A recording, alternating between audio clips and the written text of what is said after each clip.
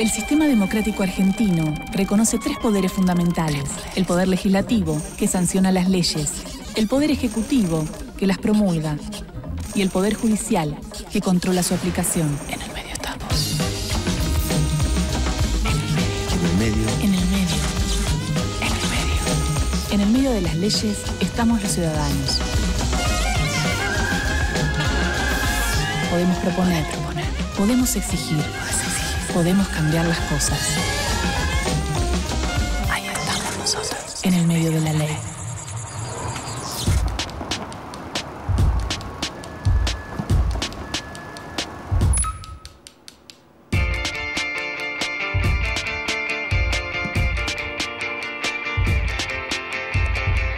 La Ley 26.206, también conocida como Ley de Educación Nacional, fue aprobada por el Congreso el 14 de diciembre de 2006.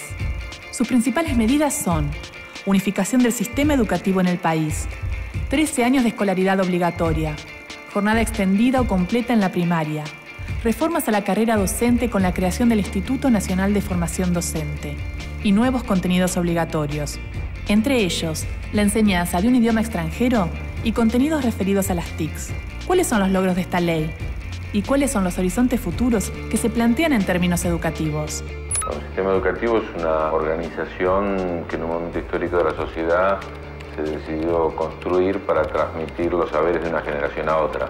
Pero con el surgimiento del capitalismo y con la necesidad de que el Estado transmita lo que quiere que las nuevas generaciones, tanto en valores como en conocimientos, adquieran, crea un sistema educativo. Cuando se crea también por primera vez la escuela no existió siempre, la escuela es un producto de la modernidad. Para entender el sistema educativo habría que ubicarnos en nuestro país, una república con una organización federal. Entonces nosotros tenemos un sistema que tiene una base nacional, que la ha podido recuperar a partir de la Ley de Educación Nacional, pero la responsabilidad del funcionamiento de ese sistema en instituciones, en aulas con docentes y con alumnos, está en manos de cada provincia. Esto desde el nivel inicial hasta el nivel superior, exceptuando las universidades que son autónomas. La educación entendida como un derecho social y por lo tanto con un Estado que garantice, ¿no? No podemos hablar nunca de un derecho social si no hay un Estado que esté garantizándolo. Es uno de los pilares de la construcción de una sociedad igualitaria con acceso al conjunto de derechos. No nos cabe la menor duda que el acceso a una educación igualitaria con igualdad de oportunidades y de posibilidades es uno de los ejes fundamentales de la construcción de una sociedad con justicia social. El sistema educativo es, digamos, el mecanismo por el cual la sociedad garantiza su reproducción cultural. Si el sistema educativo tiene fallas, no funciona, realmente ahí encontramos síntomas de que hay cuestiones que funcionan mal en el conjunto de la sociedad. Los efectos de la vida escolar, de la vida universitaria, de la vida educativa dentro de un sistema, se sienten por generaciones.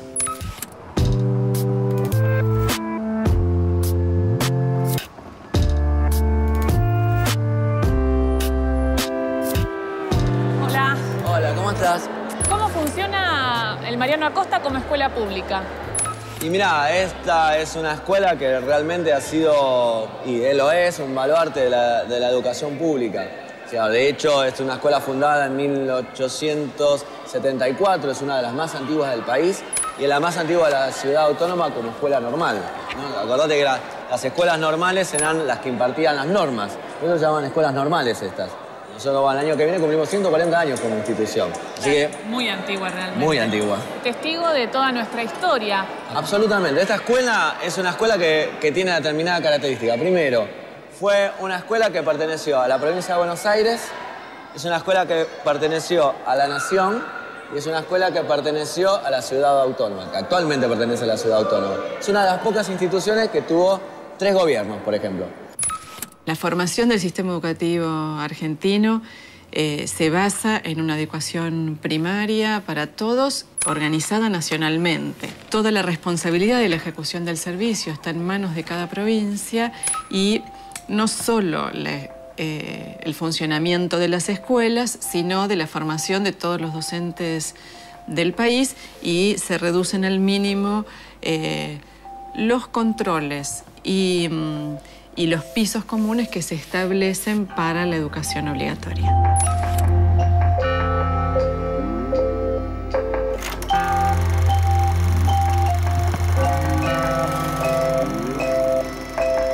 Cusco, 1350. El Imperio Inca establece uno de los primeros modelos de educación formal en América del Sur. A través de los yachayhuasis o casas del saber se prepara a la nobleza gobernante. El pueblo, por su parte, recibe instrucción práctica en el ámbito familiar y comunitario. La Española, 1503.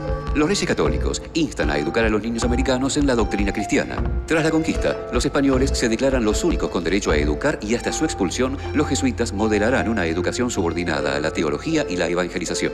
Río de la Plata, 1780. Fray José Antonio de San Alberto propone la fundación de escuelas públicas. Resuelto a proteger a la Iglesia del avance del liberalismo, extiende establecimientos educativos en el virreinato y sienta las bases del futuro sistema escolar. Salta, 1813. Manuel Belgrano financia la construcción de 4 escuelas y redacta su reglamento. Determina que deben ser estatales y marca pautas pedagógicas que perdurarán en el tiempo. La educación pública se concibe así como un camino para la independencia plena. Argentina, 1853. La Constitución establece el derecho a educar como responsabilidad de los gobiernos provinciales.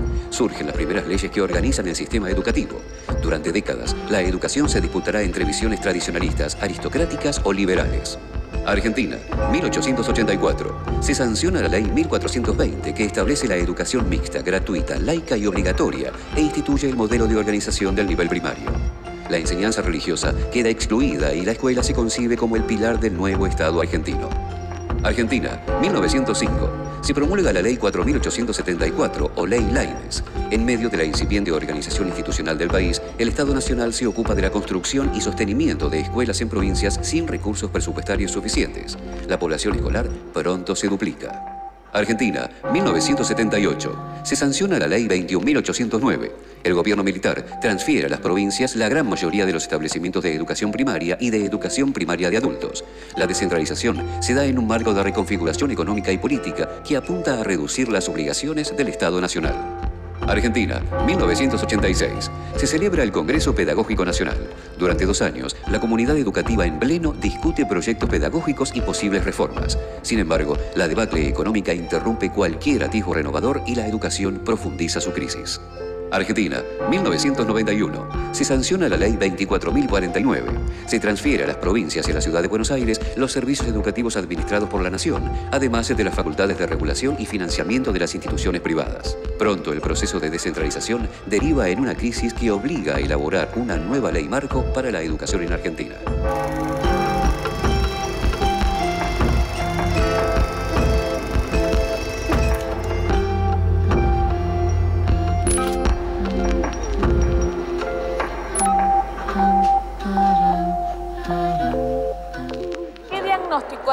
Sobre cómo está hoy el Mariano Acosta y cómo está la escuela pública hoy. Después de la Ley Federal de Educación, no es lo mismo. Cuando la Ley Federal de Educación establece que los presupuestos pasan a las provincias, la discusión es otra. No fue la discusión previa a esa ley cuando la discusión era nacional. Esta ley, a nuestro entender, digamos, lo que hace es reformula, digamos, y refunda la discusión nacional en términos educativos. Que eso para nosotros ha sido un avance, que conjuntamente con una ley de financiamiento educativo, bien nos ha ayudado muchísimo a nosotros en términos de discutir la educación, el derecho a la educación. La ley de educación cambia muchos aspectos respecto de la ley que estaba vigente en los 90. En el momento que nosotros nos hicimos cargo del Ministerio de Educación, había 34 sistemas educativos distintos. Es decir, aún países como España, que tienen lenguas diferentes de acuerdo a las distintas nacionalidades, tienen un mismo sistema educativo, que era una cosa totalmente loca. Realmente era un sistema muy desarticulado. La ley tendió a articular nuevamente el sistema, a darle mucha más fuerza al Estado, a colocar algunos valores como valores muy importantes: la gratuidad de la enseñanza, la no introducción de la educación en las reglas del mercado, está puesto en la ley. La nueva Ley de Educación Nacional contiene, en primer lugar, un cambio de paradigma muy importante, porque ya en sus primeros artículos define a la educación guía al conocimiento, que esto también es muy novedoso, plantear el tema del conocimiento, como un derecho social y un bien público y al Estado como su garante.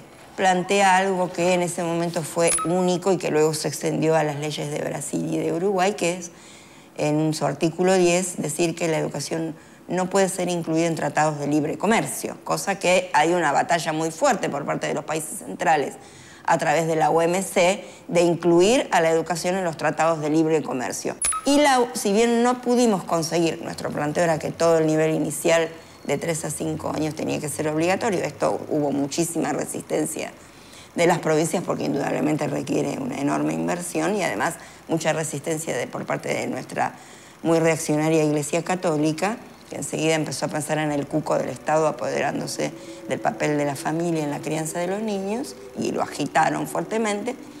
Y se mantuvo la obligatoriedad de los 5 años, pero logramos que se hablara de universalización de la sala de 4. Y esto ha permitido un aumento muy importante de la cobertura de sala de 4 en los últimos años, que sobre todo en las provincias del norte estaba sumamente atrasada. Hay un cambio en la formación docente. Todas las carreras de formación docente tienen que tener como mínimo 4 años.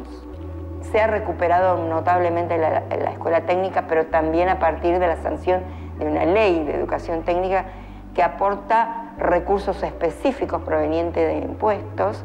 Esos son impactos que hoy claramente podemos ver.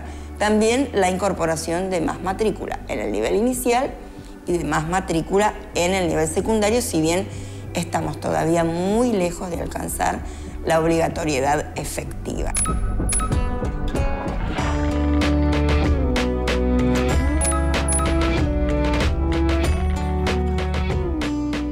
¿Y cómo se piensa lo público acá? Pero lo público lo que va a tener siempre es la diversidad. Vos podés tener la mejor escuela, el mejor esquema y la mejor forma de pensar la humanidad. En la escuela pública va a estar todo, va a estar la diversidad. Acá en esta institución, por ejemplo, puede estar el hijo de un profesional y el hijo de un pibe de los sectores populares. Eso se da en la escuela pública.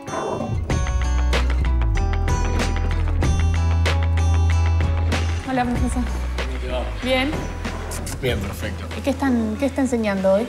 No sé si estoy enseñando, estamos trabajando con un cuento de la casa del juez de Bram Stoker. Un cuento de terror del mismo escritor de la novela Drácula tan conocida. Y bueno, y todo en el marco de cuentos de terror, que es lo que estamos trabajando desde ya una gran parte del año. ¿Y les gusta? Sí. ¿Les gusta leer? Sí.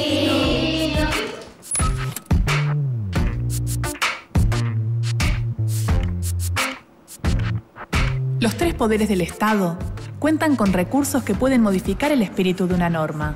De muchos, no sabemos su utilidad o importancia. Por ejemplo, cómo se articulan las leyes nacionales y las provinciales. La forma de gobierno federal de nuestro país implica que los estados provinciales conserven cierta autonomía sobre algunos temas públicos, pero que a su vez deleguen algunos poderes al Estado nacional. Nuestra Constitución especifica cuáles son las competencias que las provincias delegan a la nación, la sanción de códigos y temas de nacionalidad y de moneda, entre otros. Cada provincia puede legislar o crear leyes sobre todos aquellos temas que no son competencia exclusiva de la nación. Entonces, en Argentina, pueden convivir leyes nacionales y leyes provinciales sobre una misma cuestión. Cuando la nación legisla sobre un tema ya regulado en las provincias, estas pueden mantener su propia ley, aunque no coincida con la nacional, o bien pueden adecuarse adhiriéndose al texto nacional. Para ello, la provincia debe sancionar una nueva ley que explique cómo se adecuará su normativa. La Ley de Educación Nacional dejó sin efecto la atribución de cada provincia para armar sus propios planes de estudio y creó un sistema educativo nacional homogéneo. Y así, por ejemplo, la provincia de Catamarca sancionó en 2009 su norma de adhesión a la ley nacional, adecuando su antigua normativa de cultura y educación a los nuevos objetivos del país. Como vimos, las leyes se ejercen en rincones que apenas conocemos. Para hacer respetar nuestros derechos, es fundamental entender hasta sus mínimos detalles.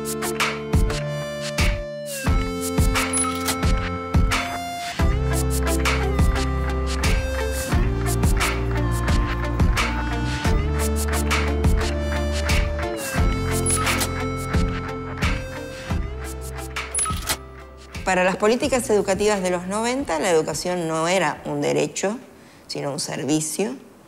incluso en algunos aspectos, aunque no estuviera formulado de esa manera, en una mercancía. Y el papel del Estado era un papel subsidiario, no un papel principal de garante del derecho. La confluencia de estas luchas que dimos durante muchos años, con algunos hitos fundamentales, como fue la Carpa Blanca, que estuvo instalada frente al Congreso durante más de 1000 días, del 97 al 99, tenía como dos consignas fundamentales. Una era por una ley de financiamiento educativo y por la derogación de la Ley Federal de Educación, que era el emblema de las políticas de los 90. Ambas leyes fueron sancionadas durante el gobierno de Néstor Kirchner. O sea que confluyó la construcción de una alternativa hecha por las luchas populares con la voluntad política de un gobierno que vino a hacerse cargo de esas demandas populares, ¿no? La ley 1420, que por ejemplo puso la educación básica como obligatoria, bueno, todavía hoy hay algunos chicos que están fuera del sistema educativo. Son muy pocos, el 1%, pero, digamos, cuando vos tomás para 1920, todavía el 80% de los chicos no terminaban la escuela primaria, y lo tomabas en 1960 y todavía las mujeres recién incipientemente estaban terminando la escuela primaria. Es decir, una ley es un programa de acción cuando se habla de educación. Esta ley es un programa de acción. Entonces, bueno, tiene que haber enseñanza del inglés. Bueno, tenés que formar a los profesores de inglés, tenés que poner las horas de inglés en las escuelas. Entonces, es un proceso. La ley coloca como obligatorio para la escuela básica una jornada extendida o una jornada completa. Bueno, después hay que construir las escuelas y duplicar el sistema educativo en la educación primaria para que todos tengan jornada extendida completa.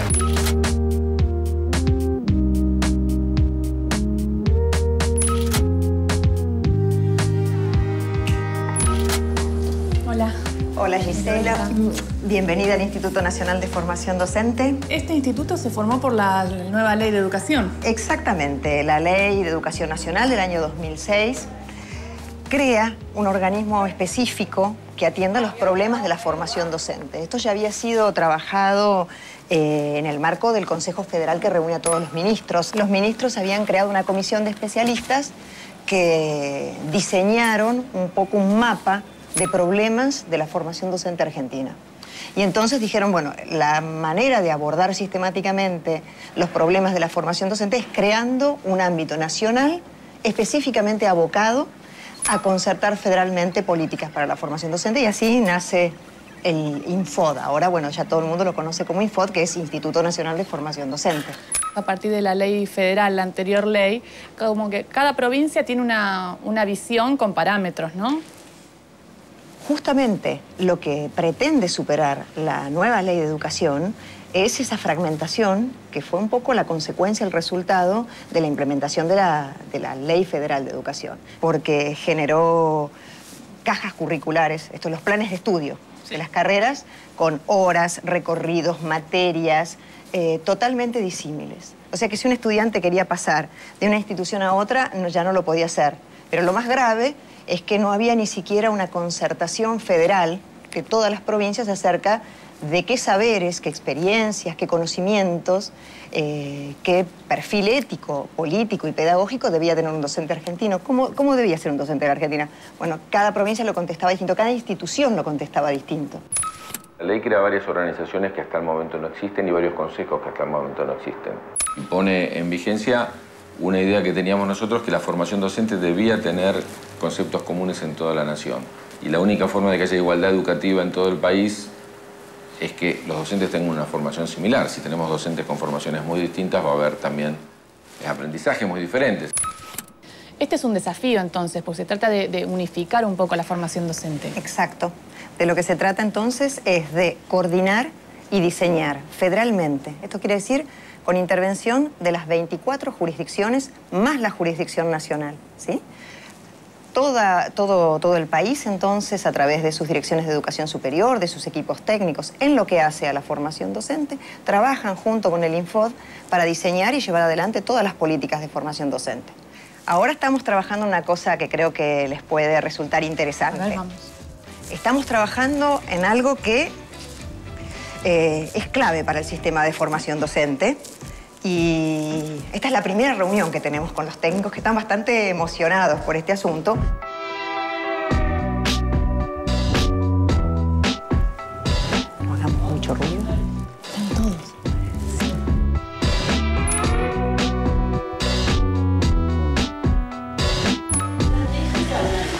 En este momento hay distintos representantes de las provincias, de la formación docente, y están viendo de la evaluación a las docentes que se están preparando. Exactamente.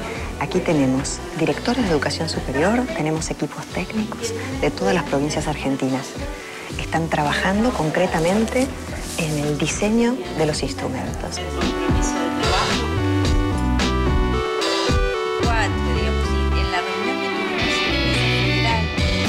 Vamos a ver una representante de Santiago del Estero. Hola, ¿cómo andás? Bien, bien. ¿Qué tal esta capacitación, este debate sobre la evaluación de la formación docente? Mira, interesante. Para mí, en realidad, marca una continuidad de un proceso iniciado en el año 2007. ¿Por qué es importante tener un docente mejor formado? Porque un docente mejor formado redunda en una mejor sociedad, nada más ni nada menos. Entendemos que hay que valorizar, profesionalizar al docente, que la formación docente es el pilar de todo el sistema educativo.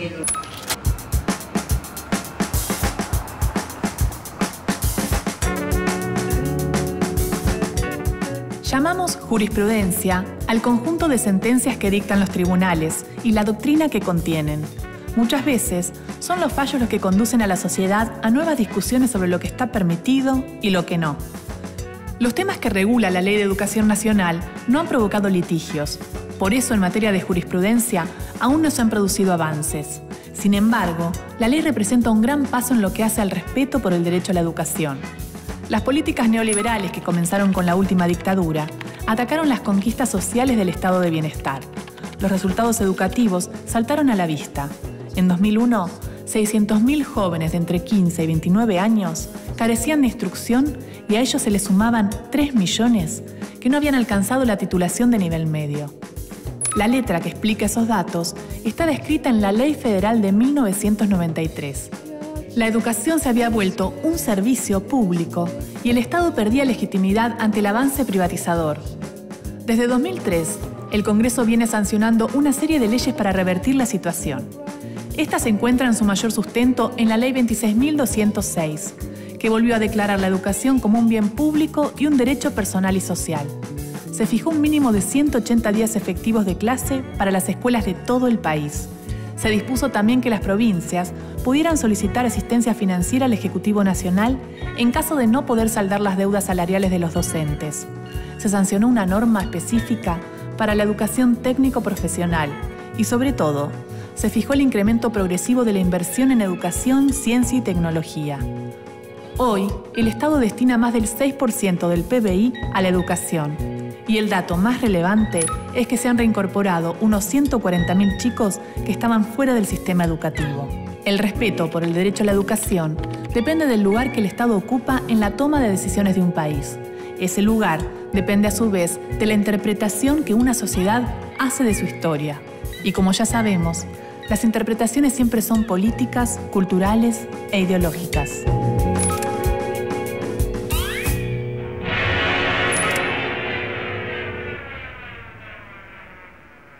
Si pensamos a la educación como una cosa pública, tenemos que decir que la ley en rigor habla de 4 formas de organizarse, ¿sí?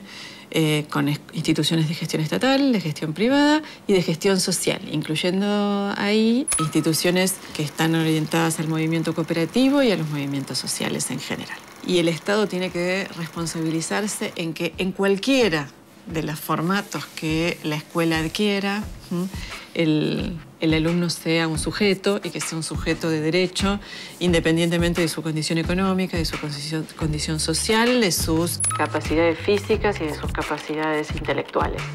Si para eso hay que trabajar distinto, hay que trabajar más, ese es el desafío. ¿Les gusta aprender? Sí. ¿Qué más? ¿Qué te gusta más aprender? Me gusta lengua. ¿Lengua? Sí. ¿Y a vos? También, lengua y sociales, matemáticas. Lengua y naturales. La ley plantea que está este desafío y que hay que abordarlo y que el Estado, como tiene la obligación de alfabetizar, como tiene la obligación de enseñar matemáticas, lenguas, tiene que alfabetizar y enseñar también en la formación de las nuevas tecnologías. Por eso se distribuyen millones de netbooks. Porque si no lo hace el Estado, no lo hace nadie. Si vos querés que algo esté, tiene que estar en la escuela pública. No hay forma que esté para todos si no está en la escuela pública. Sea un contenido como el de las Malvinas, que son en Argentina, o sea el repudio al terrorismo de Estado, o sea la no discriminación, o sea las nuevas tecnologías, tiene que estar en la ley y tiene que estar en todas las escuelas. Que una ley exista no es suficiente. En la democracia es indispensable la participación activa de los ciudadanos para hacer que las leyes se cumplan. En definitiva, somos nosotros los que tenemos un rol primordial para vivir en una sociedad más justa y en pleno Estado de Derecho.